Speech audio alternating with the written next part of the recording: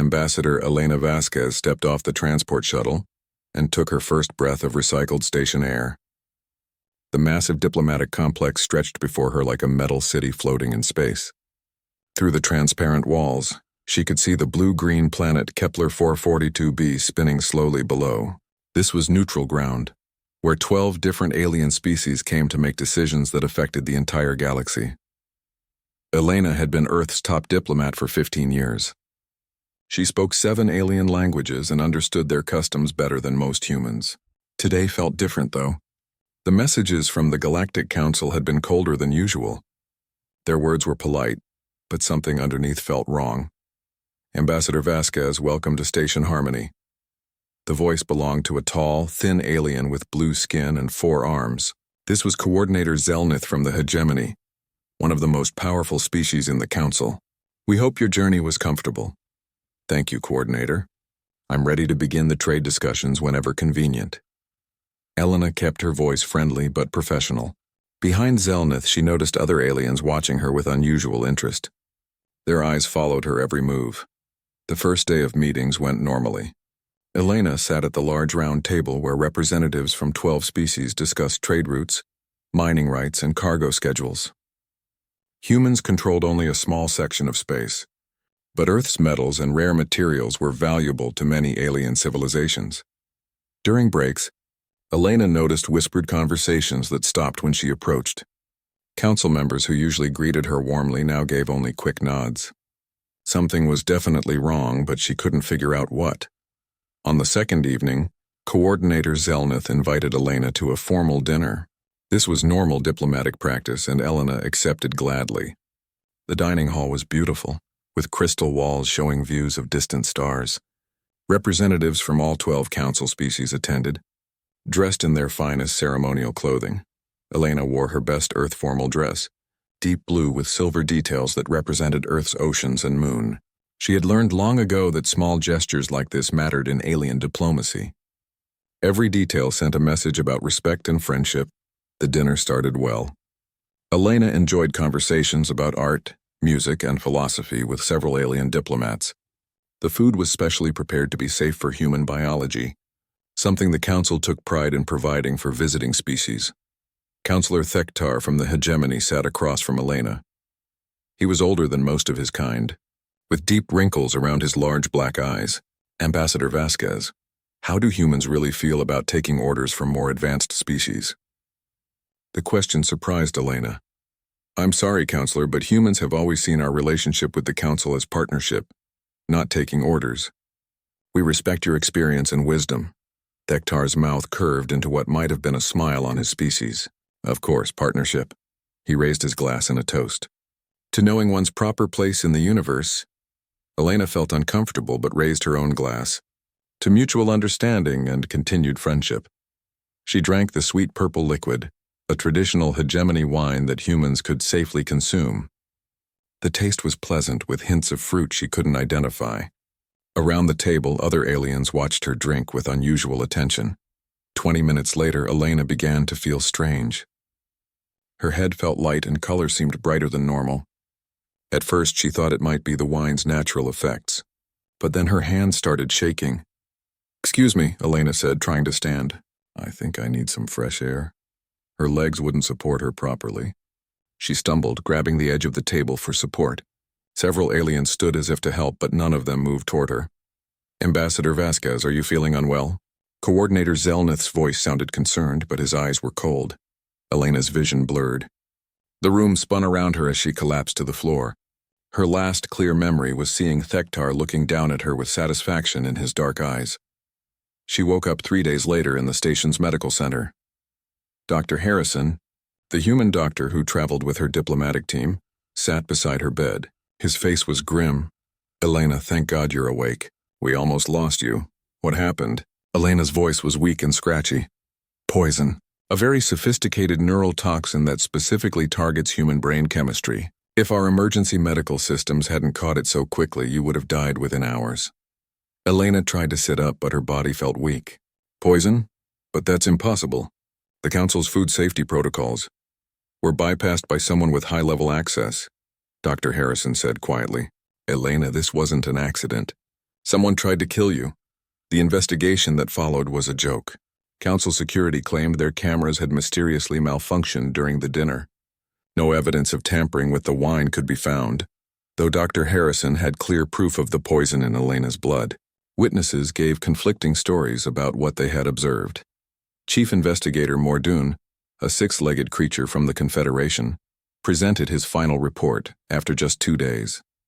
Based on our thorough investigation, we conclude that Ambassador Vasquez suffered an unfortunate allergic reaction to an unknown compound. While tragic, no evidence of deliberate harm was discovered. Elena was strong enough to attend the final meeting before her departure. She sat in her wheelchair, still weak but determined to speak. Chief Investigator, with respect, your findings contradict the clear medical evidence. The toxin found in my system is not naturally occurring and cannot cause allergic reactions. Mordoon's multiple eyes blinked slowly. Ambassador, medical science is complex. What your human doctors interpret as poison may simply be an unusual biological reaction. We regret this incident, but accidents do happen. The word primitive hung in the air like a slap. Elena had heard this attitude before, but never so openly expressed. The council saw humans as barely civilized children playing at being adults. As Elena's team prepared to leave the station, she overheard a conversation between Thektar and another council member. They were speaking in standard Galactic, assuming she couldn't understand their rapid speech. Perhaps now the mammals will understand their place in the cosmic order, Thektar said with satisfaction. Indeed, one cannot expect creatures who only recently discovered fire to participate as equals with ancient civilizations, replied his companion. Elena said nothing, but she recorded every word. The journey back to Earth took 2 weeks. During that time, Elena recovered her strength and thought carefully about what had happened. This wasn't just an attempt on her life. It was a message. The Council was telling humanity that they were tolerated guests in galactic society, nothing more. When their ship entered Earth's solar system, Elena sent a message ahead to the United Earth Assembly. She requested an emergency session and marked it with the highest priority code. By the time her ship landed, representatives from every human nation and colony were gathering in Geneva. Elena walked into the assembly hall without assistance, though she still felt tired. The great chamber was packed with delegates, military leaders, and journalists. She took her place at the central podium and looked out at faces representing all of humanity. Fellow humans, she began, her voice carrying clearly through the silent hall. 3 weeks ago, I traveled to Station Harmony as your representative. I went in peace, carrying hopes for continued friendship with our galactic neighbors. I returned to you with proof that some members of the Galactic Council view humanity not as partners, but as problems to be solved. Elena told them everything. The poisoning, the cover-up, the casual insults, and the clear message that humans were expected to know their place. When she finished speaking, the chamber remained silent for nearly a minute. Then Fleet Admiral Sarah Chen stood up. Her uniform was crisp, her expression hard as steel. Ambassador Vasquez, do you believe this was an official council action, or the work of individuals? Elena had thought about this question for days. Admiral, the coordination required, the access to restricted toxins, and the complete failure of the investigation suggest official involvement. At minimum, it was carried out with council approval. Admiral Chen nodded slowly. Thank you, Ambassador. Your service to humanity has been extraordinary, and we will not forget what was done to you. As Elena left the podium, she saw something in the Admiral's eyes that made her shiver. It wasn't fear or anger. It was the cold calculation of someone who had just learned that diplomacy was no longer an option. Fleet Admiral Sarah Chen stood before the largest gathering of human leadership in history. The emergency session of the United Earth Assembly had expanded far beyond its normal scope. Military commanders joined via hologram from Mars bases, asteroid mining stations, and deep space patrol ships. Colony governors connected from worlds dozens of light years away. For the first time since humans reached the stars, every settlement that called itself human was represented in one room. The Admiral's uniform bore the insignia of United Earth Space Command, but today she spoke for all of humanity. Behind her, a massive display showed Elena Vasquez's medical reports, the failed investigation documents and recordings of council members dismissing human concerns. Members of the Assembly, fellow humans across the galaxy, Admiral Chen began, her voice carrying to every corner of human space. We gather today not as separate nations or colonies, but as one species facing a truth we can no longer ignore. The chamber was silent. Politicians who normally spent their time arguing over trade agreements and colony rights now listened with complete attention. The Galactic Council attempted to murder Ambassador Vasquez. They used a weapon designed specifically to kill humans. When confronted with evidence, they dismissed our concerns and called our science primitive.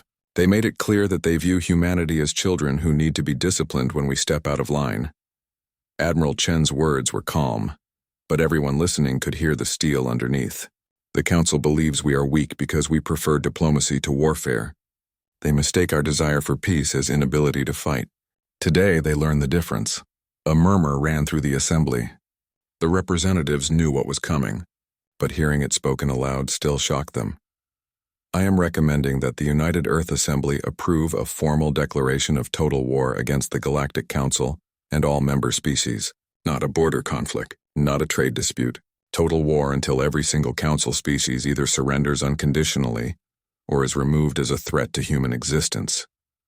The silence that followed was deafening. Total war was a concept that hadn't been invoked since Earth's darkest historical periods. It meant the complete mobilization of human society for one purpose: victory at any cost. President Maria Santos of the European Federation was the first to speak. Admiral, you're talking about war against 12 advanced civilizations that control thousands of star systems.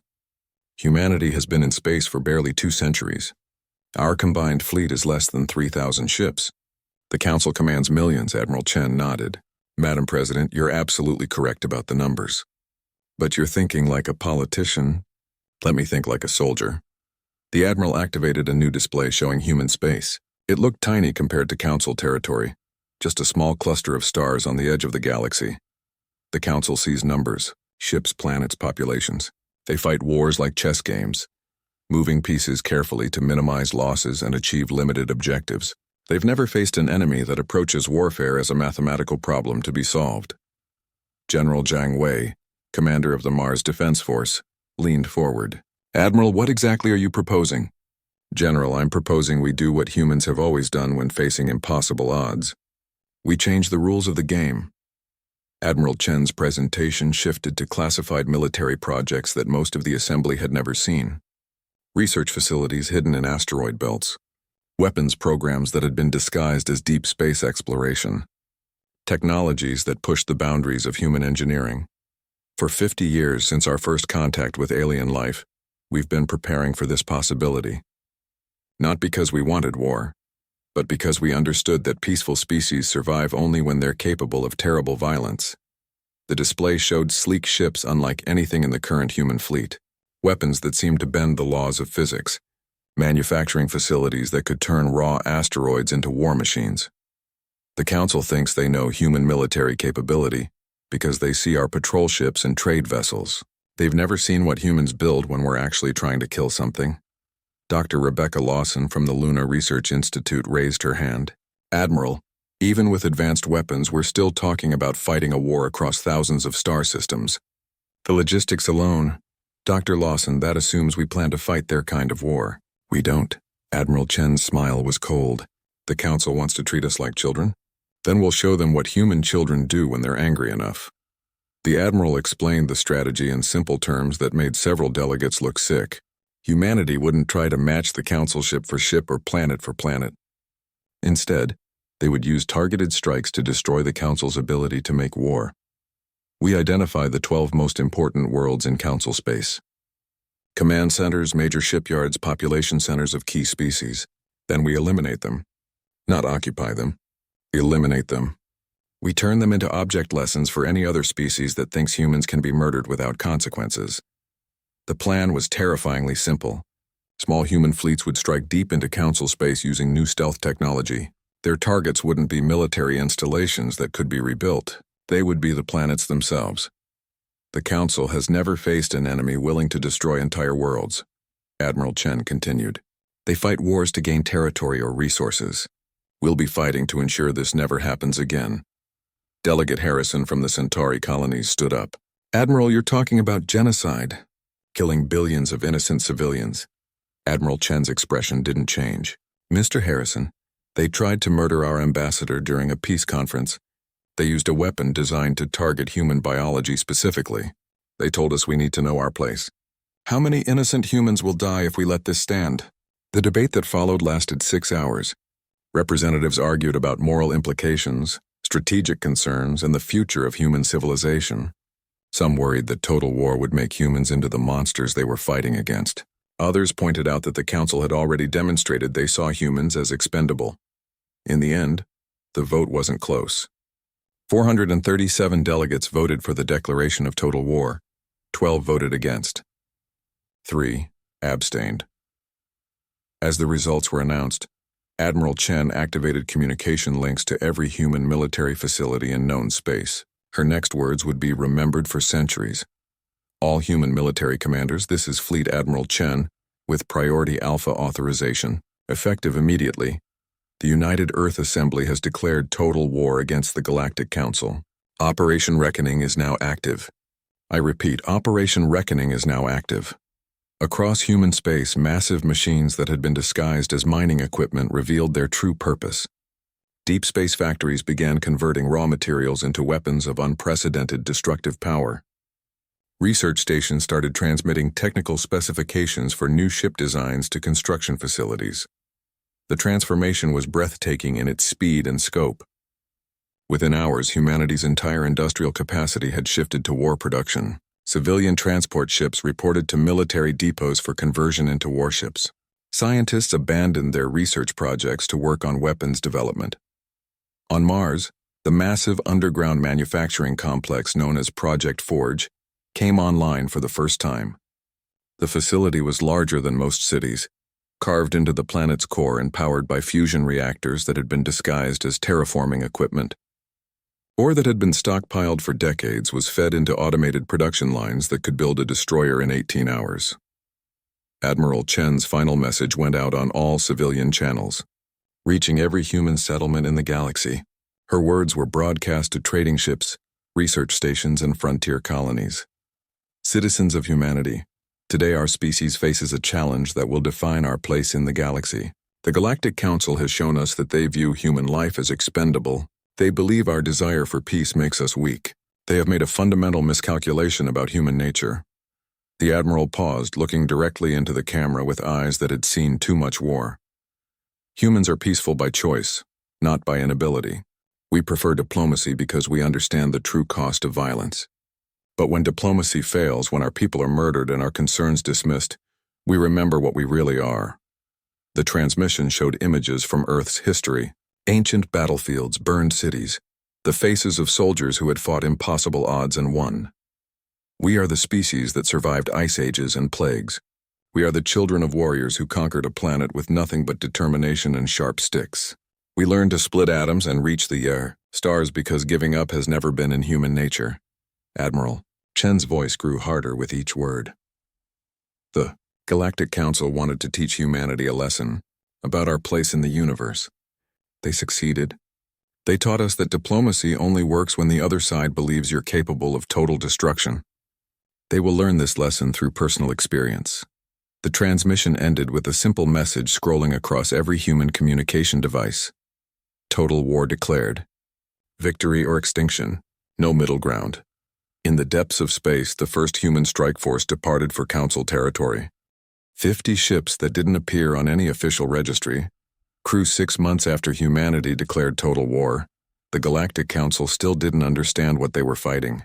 The first signs of trouble came from the Proxima Centauri system, where a Council patrol fleet of 37 ships simply vanished. No distress signals, no wreckage, no survivors. One day they were there, the next day the system was empty. Council Admiral Vextar of the Hegemony reviewed the reports with growing confusion. How does an entire fleet disappear without a trace? Even if they were destroyed, there should be debris. His aide, a younger officer named Kel Dunn, pulled up sensor readings from nearby systems. "Admiral, there's something else. We've detected unusual gravitational disturbances along the trade routes to human space. Ships are reporting strange instrument readings, but nothing we can identify." Admiral Vextar dismissed the concerns. Humans were primitive, barely capable of faster-than-light travel. Their ships were slow and clumsy compared to Council technology. Whatever had happened at Proxima was probably a mechanical failure or navigational error. The Council's response was typical of their military doctrine. They assembled a larger force, 300 ships led by the battlecruiser Eternal Glory, and sent it to patrol human space borders. The message was clear: stay in your small corner of the galaxy and cause no more trouble. That fleet lasted exactly 4 days before it also vanished. On the 5th day, Dr. Marcus Webb stood before a gathering of human military leaders in a secret facility buried deep beneath Earth's surface. The physicist-turned-weapons designer looked tired, but his eyes burned with the intensity of someone who had solved an impossible problem. "Gentlemen, ladies, let me explain what happened to those Council fleets." Dr. Webb activated a holographic display showing a simple metal cylinder. "This is a relativistic kill vehicle. 3 tons of tungsten steel accelerated to 90%. Light speed using a series of magnetic launchers positioned throughout our solar system." The display showed the cylinder's journey from Earth to the target zone. At such speeds, it became effectively invisible to enemy sensors. By the time any detection system noticed it, the projectile had already passed through whatever it was aimed at. "When this hits a target, it doesn't explode," Dr. Webb continued. "It doesn't need to. The kinetic energy is equivalent to a significant nuclear weapon, but with no radiation signature and no way to defend against it. The target simply ceases to exist." General Harrison from Luna Command raised his hand. "Dr. Webb, how do you achieve such accuracy over interstellar distances?" Dr. Webb smiled. "General, we don't aim at moving targets. We aim at where they're going to be. Council ships follow predictable patrol routes and standard navigation patterns. We simply calculate their future position and place our projectiles there first." The mathematics were elegant in their simplicity. Council fleets traveled along established space lanes, following courses that had been mapped for centuries. Human computers could predict exactly where any ship would be days or weeks in advance. The relativistic kill vehicles were launched early, traveling invisibly through space to arrive at the precise moment enemy ships entered their path. "The beautiful thing about this weapon," Dr. Webb explained, "is that it's completely scalable. Want to destroy a single ship? Launch 1 projectile. Want to eliminate an entire planet? Launch 1,000 projectiles in a coordinated strike." Admiral Chen, who had been listening silently, finally spoke. "Dr. Webb, show them the Zephyrian operation." The display changed to show a star map focused on the Zephyrian home system. Zephyr Prime was a beautiful world with blue oceans and green continents, home to 12 billion aliens. It was also the source of the poison that had nearly killed Elena Vasquez. "The Zephyrians will be our first demonstration," Dr. Webb announced. "In 72 hours, this planet will be struck by 47 relativistic kill vehicles launched from different points in our solar system. The impacts are timed to occur within a 15-minute window." The room fell silent as the implications sank in. This wasn't just an attack on a military target. This was the complete annihilation of an entire world and everyone on it. Dr. Webb continued his explanation without emotion. "Each impact will have the force of approximately 50 megatons. The combined strike will shatter the planet's crust, boil away the atmosphere, and turn the surface into molten rock. Nothing larger than bacteria will survive." Colonel Martinez from the Mars Defense Force looked uncomfortable. "Doctor, you're talking about killing 12 billion civilians. Most of them probably don't even know about the Council's decision to poison our ambassador." Dr. Webb's expression hardened. "Colonel, the Zephyrian government created a poison specifically designed to kill humans. They tested it, refined it, and provided it to Council agents for use against our diplomatic representatives. Every Zephyrian scientist who worked on that project knew exactly what it would be used for." Admiral Chen stood up. "Ladies and gentlemen, let me be clear about our strategy. We're not trying to conquer Council territory. We're not trying to capture resources or establish human colonies. We are eliminating threats to human survival by making the cost of threatening humanity too high for any rational species to accept." The Admiral activated a new display, showing the location of every major Council world. Red markers indicated primary targets. Yellow markers showed secondary objectives. The list included homeworlds, major colonies, and industrial centers for all 12 Council species. The Zephyrian strike is just the beginning. Every Council species will lose their most important world unless they surrender unconditionally. We will continue until either they submit completely or they no longer exist as a threat. The plan was methodical in its thoroughness. Human intelligence had identified the key worlds that each council species could not afford to lose. Usually these were homeworlds with historical and cultural significance. Sometimes they were major industrial planets that produced critical resources. The beauty of this approach, Admiral Chen explained, is that we force them to make impossible choices. Do they evacuate their most important worlds, abandoning billions of people and destroying their civilization's foundation? Or do they keep their populations in place and watch them die when our strikes arrive? Dr. Webb brought up tactical displays showing the launch sequences for the Zephyrian operation. The 47 projectiles had been fired from hidden magnetic launchers scattered throughout the solar system. Some launched from the asteroid belt, others from hidden facilities on distant moons. The launch signature is minimal, Dr. Webb noted. Unless you know exactly what to look for, these projectiles are invisible until impact. The Council will know their planet is doomed, but they won't be able to stop it or trace the attack back to its source. The timing was crucial. Human intelligence indicated that the Council would be holding an emergency session to discuss the missing fleets exactly when the Zephyrian strikes occurred. The message would be impossible to ignore. Humanity could reach out and destroy any target they chose, whenever they chose. Admiral Chen addressed the final concern that everyone was thinking but few wanted to voice. I know some of you are wondering if this makes us monsters, if we're becoming the very thing we're fighting against. She paused, looking at each face in the room. The difference is simple. The Council attacked us during a peace conference. They used biological weapons against a diplomatic representative. They made it clear that they view human life as expendable. We're not attacking them because we want their territory or resources. We're attacking them because they have demonstrated that they will murder humans whenever it's convenient. The Admiral's voice grew colder. Every species in the galaxy is watching this conflict. They're waiting to see if humans can be killed without consequences. If we show weakness now, if we accept what was done to Ambassador Vasquez, we paint a target on every human in the galaxy. Dr. Webb activated a countdown timer showing the time remaining until the Zephyrian strike. 67 hours, 43 minutes, 12 seconds. The Council thinks they understand warfare because they've fought each other for thousands of years, he said. They use complex strategies, careful maneuvering, and limited objectives. They try to achieve political goals through military means. The timer continued counting down.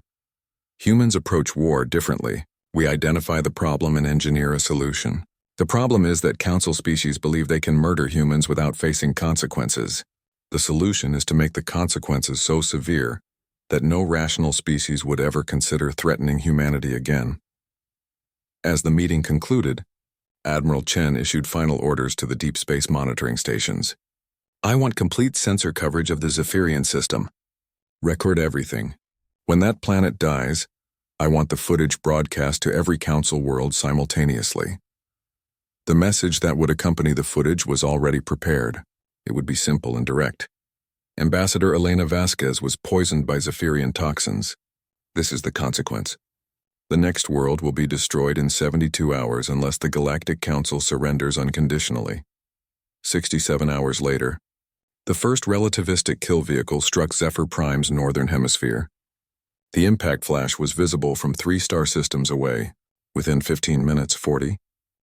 2 years had passed since Ambassador Vasquez's poisoning, and the galaxy no longer recognized itself. Where once the Galactic Council commanded thousands of worlds with absolute authority, now only scattered remnants of their civilization remained. The proud species that had ruled space for millennia were learning what it meant to be prey. Council Admiral Thexfor stood in the emergency command center on Hegemony Prime, watching displays that showed the collapse of everything his people had built. Red indicators marked worlds that had been completely destroyed. Yellow showed planets that had been evacuated. Green represented the handful of heavily fortified positions where hegemony forces still maintained control. There wasn't much green left. Admiral, we're receiving another evacuation request from the outer colonies, reported his communications officer. The civilians on Kepler Station are requesting immediate transport. They've detected human probe ships in nearby systems. Admiral Thexfor closed his eyes. Human probe ships meant death was coming. The pattern had repeated itself dozens of times across Council space. First, Small human vessels would appear at the edge of a system conducting detailed scans. Then they would disappear as mysteriously as they had arrived. Finally, within weeks or months, the targeted world would simply cease to exist. "How many evacuation ships do we have available?" he asked. 17 transport vessels, Admiral. Kepler Station has a population of 4 million.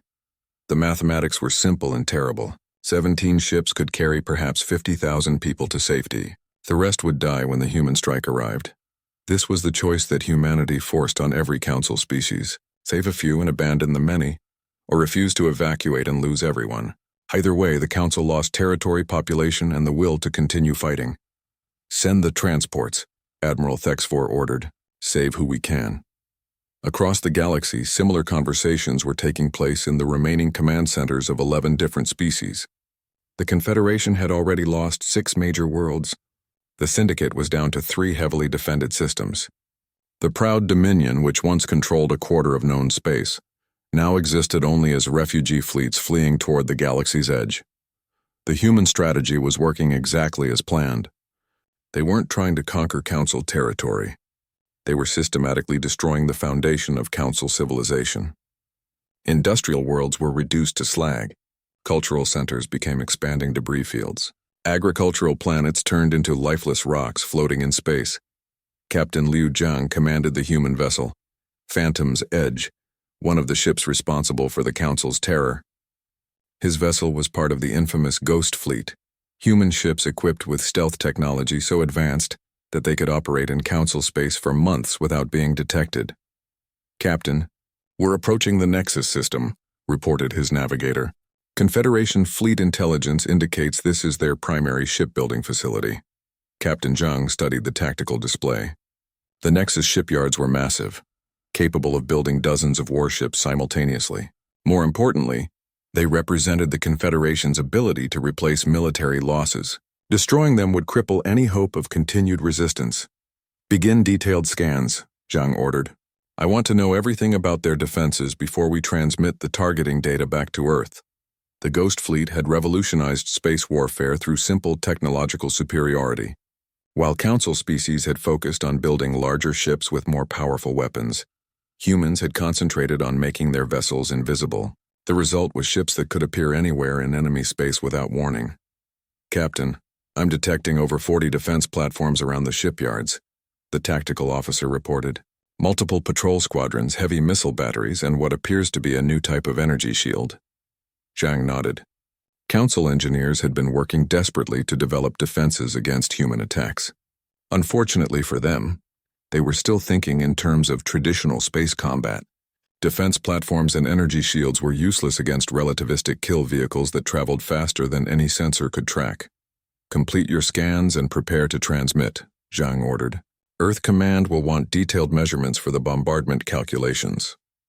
The process had become routine over 2 years of warfare. Ghost Fleet ships would infiltrate enemy systems, gather intelligence on high-value targets, and transmit the data back to Earth.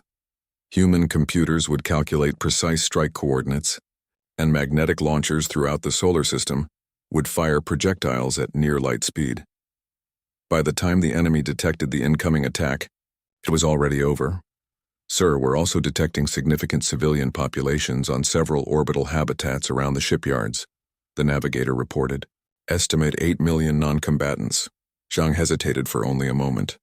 2 years of war had taught humanity harsh lessons about the cost of mercy. Early in the conflict, humans had tried to limit civilian casualties. They targeted only military installations and gave evacuation warnings before attacks. The Council had responded by placing military facilities in the middle of civilian population centers, using their own people as human shields. When humans hesitated to strike targets surrounded by innocent civilians, the Council interpreted it as weakness and increased their resistance. Admiral Chen had issued new orders. All strategic targets would be eliminated regardless of civilian presence. The Council had made their civilians into military assets. Now they would pay the price for that decision. "Civilian populations are not our concern, Navigator," Zhang said coldly. "Our mission is to eliminate the shipyards. Complete your scans." Meanwhile on Earth, Dr. Marcus Webb was refining humanity's capacity for destruction. The relativistic kill vehicle program had been so successful that he was developing new variants for different types of targets. "Admiral Chen, I'd like to present our latest innovation," Dr. Webb announced as he entered the command center beneath Geneva. "We're calling it Project Overkill." The display showed technical specifications for a new type of projectile. Unlike the simple tungsten rods used in early attacks, these were sophisticated devices designed to maximize planetary destruction. "The standard RKV can destroy any target it hits directly," Dr. Webb explained. "But these new devices are designed to burrow through planetary crusts before detonating. The explosion occurs at the boundary between the mantle and core, causing catastrophic geological instability." Admiral Chen studied the technical readouts. "Dr. Webb, you're talking about planet crackers. Weapons that can literally split worlds apart." "Precisely. When we destroy a council world now, we leave behind debris that might eventually be recolonized. These new devices will shatter planets so completely that nothing remains but asteroids and cosmic dust." The implications were staggering. Humanity wasn't just defeating the council militarily. They were erasing entire species from existence, removing any possibility of future recovery or revenge. "How many do we have ready for deployment?" Admiral Chen asked. 12 devices are currently loaded into launch systems. We can target the remaining council homeworlds simultaneously if you give the order." Admiral Chen considered the proposal carefully. 2 years of war had achieved most of humanity's objectives. Council military resistance was nearly broken. Their civilian populations were fleeing toward the galaxy's edge. Their industrial capacity had been reduced to scattered remnants, but scattered remnants could rebuild. Refugee populations could establish new colonies. Given enough time, the surviving council species might recover and seek revenge against humanity. The planet cracker weapons offered a permanent solution. "Not yet. Dr. Webb, I want to give them one final chance to surrender. If they refuse—" Admiral Chen's voice trailed off, but her meaning was clear. The surrender offer was transmitted to the remaining council leadership 3 days later. The terms were simple and non-negotiable: immediate and unconditional capitulation, or complete extinction within 72 hours. Councillor Vrexani of the Confederation was among the few surviving members of the original council. She received Admiral Chen's message in her command bunker on the heavily fortified world of Last Hope, one of the few planets still under council control. "Councillor, we need to respond to the human ultimatum," urged General Kethmar, the highest-ranking military officer still alive. "They're offering to let our species survive if we surrender completely." Vrexani looked at the tactical displays showing the remnants of 12 once mighty civilizations. The hegemony controlled only 3 worlds. The Dominion had been reduced to refugee fleets. Half of the original council species had lost their homeworlds entirely. "General, if we surrender, we become slaves to creatures that have been in space for barely 2 centuries. Our children will grow up as servants to a species we once considered barely civilized."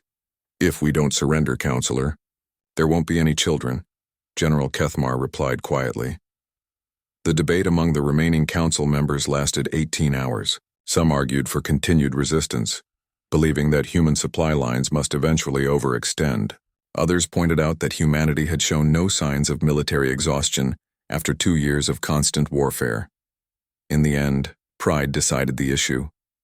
"We are the inheritors of galactic civilization," Councillor Vrexani declared in her final transmission to the scattered council fleet. The massive station orbiting Earth was built from the bones of dead civilizations. Salvaged hull plates from hegemony battleships formed the outer walls. Confederation plasma conduits powered the lighting systems. Dominion gravity generators kept the artificial environment stable. It was a monument to human victory, constructed from the wreckage of those who had dared to threaten humanity. Admiral Sarah Chen stood in the central chamber where the surrender ceremony would take place. The room was deliberately designed to send a message. Fragments of destroyed council warships had been incorporated into the walls and ceiling, creating a mosaic of twisted metal and alien technology. In the center, a simple table made from earth oak stood beneath a holographic display, showing the current state of the galaxy. Most of the display was black. Where once the territories of 12 proud alien species had been marked in different colors, now empty space stretched between scattered refugee fleets and the small clusters of worlds that had been spared destruction. The survivors were coming to surrender. Councillor Vrexani of the Confederation arrived first. escorted by human Marines. She had aged decades in the 2 years since the war began. Her species' traditional robes were torn and faded. The proud bearing that had once characterized council leadership was gone, replaced by the broken posture of someone who had watched her entire civilization die. Behind her came the remnants of what had once been the galaxy's most powerful governing body. General Thektar of the Hegemony, whose casual words about knowing one's place had helped start this war. Commander Zeldin of the Syndicate, whose people now existed only in refugee ships. 8 more representatives, each one the highest-ranking survivor of their species. Admiral Chen watched them enter without emotion. These beings had once commanded the resources of thousands of worlds. They had controlled trade routes spanning half the galaxy. Their fleets had numbered in the hundreds of thousands. Now they controlled nothing except the handful of ships they had arrived in. "Be seated," Admiral Chen commanded, gesturing to simple metal chairs arranged in a semicircle facing the oak table. The chairs were deliberately uncomfortable and positioned to force the alien survivors to look up at the human admiral. Vrexani spoke first, her voice barely above a whisper. "Admiral Chen, we formally request terms for the cessation of hostilities between our peoples and humanity." Admiral Chen studied the broken alien for a moment before responding. "Counselor Vrexani, there are no hostilities to cease. There is no between our peoples anymore. Your governments no longer exist. Your military forces have been eliminated. Your homeworlds are debris fields." The Admiral activated a holographic display showing casualty figures from the war. The numbers were staggering. Total alien dead numbered in the hundreds of billions. Entire species had been reduced to populations small enough to fit aboard refugee ships. What we are discussing today is not an end to war. We are establishing the terms under which the surviving members of your species will be permitted to continue existing. General Thektar raised his head slightly. "Admiral, surely you don't intend to exterminate every non-human intelligence in the galaxy?" Admiral Chen's expression remained neutral. "General, that decision depends entirely on your ability to demonstrate that you can coexist peacefully with humanity. The Galactic Council proved that they view human life as expendable. We will never again permit a threat to human survival to develop." The terms that Admiral Chen presented were simple and absolute. The Galactic Council was officially dissolved. All former member species would exist as protectorates under direct human supervision. Military forces were prohibited except for local defense militias approved and equipped by human commanders. All vessels capable of faster-than-light travel now belong to humanity, Admiral Chen continued. No alien species will possess the ability to travel between star systems without human authorization and escort. The implications hit the survivors immediately. Without FTL capability, the scattered refugee fleets would be permanently isolated wherever humans chose to place them. They would exist as islands of alien life in a galaxy now controlled by humanity. Commander Zeldin spoke for the first time. "Admiral, you're condemning our species to slow extinction. Without the ability to travel between worlds, we cannot maintain genetic diversity or cultural exchange. Commander, your species condemned itself when it participated in the attempt to murder Ambassador Vasquez. What I'm offering you is the opportunity to survive under human oversight. The alternative is immediate elimination." Admiral Chen gestured to the holographic display, which showed the locations of surviving alien populations. Scattered refugee fleets drifted through empty space, their resources dwindling as they searched for habitable worlds that might accept them. "We have identified suitable worlds for resettlement of your populations. Planets that can support your biological needs but lack strategic value or resources that humanity requires. You will be transported to these worlds and provided with basic survival equipment." The resettlement plan was designed to ensure that alien survivors could rebuild basic civilizations, while remaining completely dependent on human support. The chosen worlds were isolated with no rare minerals or strategic positions that might make them valuable to other species. "What about our cultures, our histories?" Vrexani asked desperately. "Many of our sacred sites and cultural artifacts were on the worlds you destroyed." Admiral Chen's expression softened slightly. "Counselor, human forces made complete scans of all targeted worlds before their destruction. We have detailed records of your art, literature, religious sites, and historical monuments. This information will be provided to your resettlement colonies. It was a small mercy, but it represented something important about human nature. Even in total war, they had thought to preserve the cultural heritage of their enemies. The alien survivors would be able to maintain their identities and traditions, even if they could never again threaten other species. There is one final provision, Admiral Chen announced, calling up a new section of the treaty. Any species that demonstrates peaceful coexistence with humanity for a period of 50 standard years will be eligible for partnership status. This includes restoration of limited FTL privileges and participation in galactic governance under human leadership. The offer surprised several of the alien survivors. They had expected permanent subjugation, not a path back to limited independence. Admiral, what constitutes peaceful coexistence in human terms? General Thektar asked. No attempts to develop weapons of mass destruction, no territorial expansion without human approval, no interference with human activities or the activities of other protectorate species, full compliance with human laws regarding the treatment of diplomatic representatives. The last point was delivered with particular emphasis. Ambassador Vasquez's poisoning would never be forgotten or forgiven, but future generations might learn to earn human trust through consistent, peaceful behavior. Admiral Chen activated the final display, showing a memorial that had been constructed at the center of the station. The hologram revealed a simple monument made from earth marble, inscribed with Elena Vasquez's name and a message in every known galactic language. She came in peace. She died for truth. In her memory, let no voice of peace be silenced again. This memorial will serve as a reminder to every species in the galaxy, Admiral Chen explained. Diplomats are not targets. Peace conferences are not opportunities for assassination. Anyone who forgets these lessons will face the same consequences that befell the Galactic Council. The signing ceremony was brief and formal.